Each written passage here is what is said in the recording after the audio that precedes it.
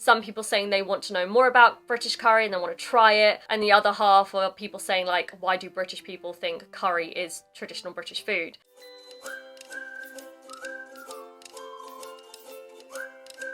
Minasan, konnichiwa, squishy toke, yokoso. In today's video, I'm going to be talking about 5 things Japanese people get wrong about the UK. Before I begin, I just want to say that this isn't just Japanese people that think this way. I've spoken to many people from other countries and they say similar things to me. But this list is based on some of the conversations I've had with my Japanese friends. So if you like videos like this, don't forget to like and subscribe. And let's begin. Number 1, tea is more popular than coffee. This isn't true. So I think in the UK, tea and coffee are pretty much equal in terms of popularity, but I will say that we do drink a lot of tea in this country. To give you a good example, I would say that I love both tea and coffee. My dad only likes coffee and my sister doesn't like tea or coffee. So yeah, for our household, it's definitely a bit mixed. I think in general, they're pretty equal in popularity. I also think it depends on what the time of day is as well, because I know in the morning, for me personally, I'm more likely to drink coffee because I want that caffeine. And then in the afternoon or later on in the day, that's usually when I drink tea, just because it has slightly less caffeine in. And I think a lot of people probably operate the same way. The other thing I will mention as well is like there's a bit of a competition or a little bit of a rivalry between our tea brands in the UK. So I think the most popular 3 are Tetley Tea, Yorkshire Tea and PG Tips. I personally prefer Tetley Tea, but I know that Yorkshire Tea has a pretty big following as well. I think in the last few years, the way we drink tea has changed quite a bit as well. Because I know when I was growing up, when someone made you a cup of tea, they would just ask, how much milk do you want and how much sugar do you want? So you could say, oh, I just want a small bit of milk because I like my tea really strong, or I like my tea really sweet, so I like 2 sugars or just 1. But these days, like in the UK, we have so many different types of milk, for instance. We have soya milk, almond milk, oat milk, hemp milk, like all these dairy-free milks. So now it's like, oh, would you like a cup of tea? What milk would you like with that? Normal milk? Oat milk? Dairy? And then also, it's not just how many sugars would you like in your tea, it's what type of sugar do you like in your tea? Normal sugar? Brown sugar? Half and half? Sweetener? It's just a little bit crazy. There are many, many variables these days.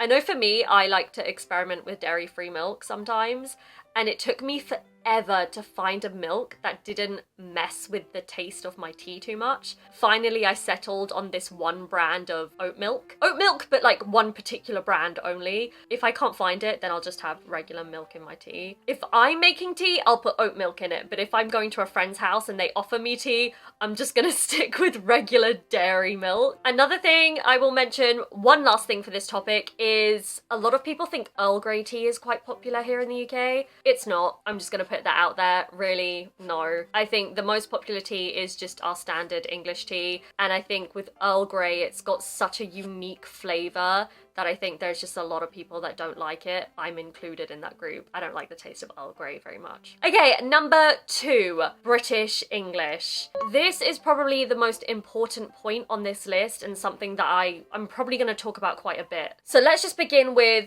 British English in general. So I think it's important to remember that within the UK we have many different accents, and even within London we have many different accents, and it's all to do with where you're from, which part of London you grew up in, which part of London you currently live in, and maybe you didn't grow up in that part, the people you surround yourself with, because, you know, your friends' accents can rub off on you sometimes, and things like that. So I think most people are aware of, you know, the standard British English accent, and then obviously Scottish accent, Welsh accent, and even the Welsh language. But even in Scotland and Wales, they have different accents depending on which part of that area they're from. And yeah, it's just the same throughout England as well. Like, typically the further north you go, the stronger the accent is.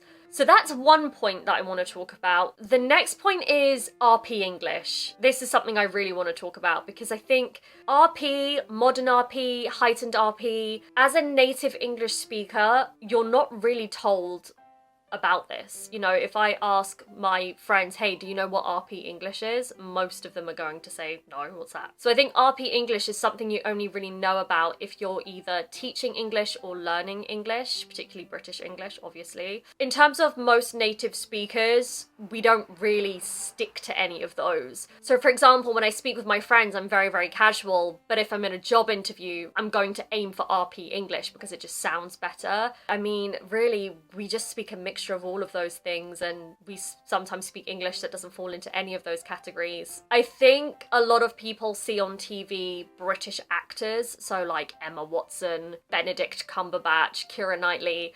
I think you see them speaking and you think that that's what British English sounds like. And I mean, it does to an extent, but these people are also actors and they've been trained to speak in a certain way. So that's why they sound like that. And maybe if you see them on the street talking to their friends, they're not going to sound too similar to that. The other thing that I think is important mentioning, and I think this is kind of my last, point for this number on the list, is that due to the increase of streaming services and because of the internet and things like that, British English language, we're starting to pick up some more American phrases and slang words and sayings and things like that, which I think is only natural considering how much exposure we are getting to American media. When I was growing up as a kid in the UK, there really wasn't that much American TV. I mean, obviously we would watch American movies, but our daily television intake would be British completely. But kids in the UK who are growing up now, they watch a lot of American things, so our language is kind of evolving and changing all the time, which is a little bit sad.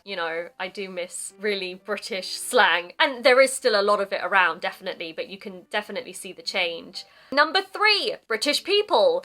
So again, this kind of links into the previous point a little bit, but I think a lot of people have this idea of what a British person is like. Very polite, very well-mannered, well-educated. The picture of the perfect English gentleman. And I think, this is true. There are definitely people here like that, but don't be surprised if that charming English gentleman is also a football hooligan on a Saturday evening after his team have just lost a match.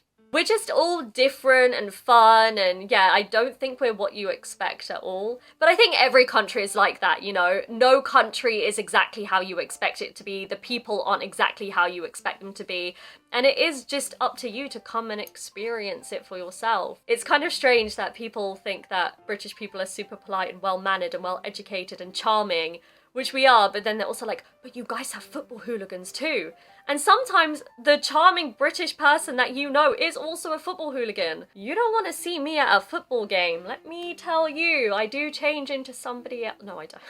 Number 4, British food is bad. This is my fault, I'm sorry. I do this a lot. On my channel, I have said several times that British food is bad, but I don't think I've ever really elaborated on it, so I'm gonna take this as my opportunity to do that. British food is not bad, but I think it's just not as varied as other cultures' cuisines. Okay, so for example, if I was to eat Japanese food for a week, I wouldn't be bored. Every day I could probably eat something different. Every day I would probably really enjoy what I was eating, and yeah, there's quite a lot of variety. In the UK, I feel like in terms of traditional British dishes, there really isn't that much variety. I mean, if I was to list some British dishes now, I think off the top of my head, I can just think of a roast dinner, fish and chips, full English breakfast, and British curry, which I'm gonna circle back to in a minute. Another thing I want to mention is just like every other country, the diet changes slightly depending on what area of the country you are in. With these dishes, I think the biggest issue here is seasoning. We typically just season our food with just salt and pepper and that's it. And then I guess with a roast dinner, maybe you would put some herbs with it, so like rosemary, thyme, sage, that kind of thing. But we're definitely not too crazy with our spices and seasoning here, which kind of doesn't help our argument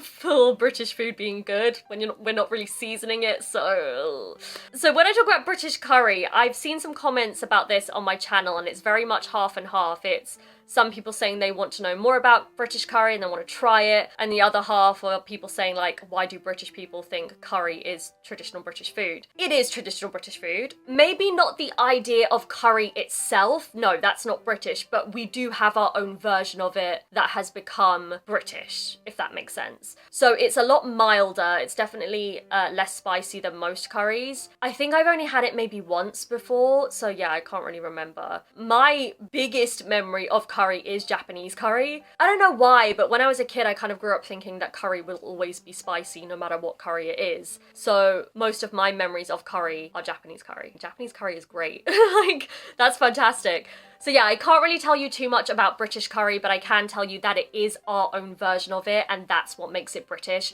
not the fact that it is curry. So it's kind of like the curry part isn't British, but the fact that we've adapted it to make it British is what makes it British. But also, just to throw in there, let's not forget we did invent the sandwich, so it's not all bad over here. But yeah, I think it just comes down to the fact that we don't season our food that much, at least not our traditional dishes. Finally, number 5. Not everyone likes the Beatles. I don't like the Beatles, but I appreciate them. So I do know a lot of their songs, I know the words, you know, I respect their success. I am proud that they have, you know, that they have been so successful and that they have come from the UK, of course, but I'm just not a Beatles fan. I wouldn't choose to listen to their music, and I think it's kind of the same for my whole family. I don't think any of us are big Beatles fans. I would say we are Queen fans, we love Freddie Mercury. I would also say that we are big David Bowie fans, huge David Bowie fans. But I think this is the same with every country. I think when you create a successful artist or act or whatever, I think then everybody associates them with the country. So, oh, you're from the UK, you must like the Beatles. Oh, you're from America, you must like Bruce Springsteen. I think it's very much like that, and obviously, as you all know, that's not necessarily the case. We all have different tastes, and yeah, unfortunately, you know, the most successful artist or group to come out of your country doesn't necessarily match with your taste. I hope that makes sense. But anyway, that is it for this list. Let me know what you guys think. I love hearing your opinions as usual. Thank you so much for watching, and I'll see you in the next one. Bye!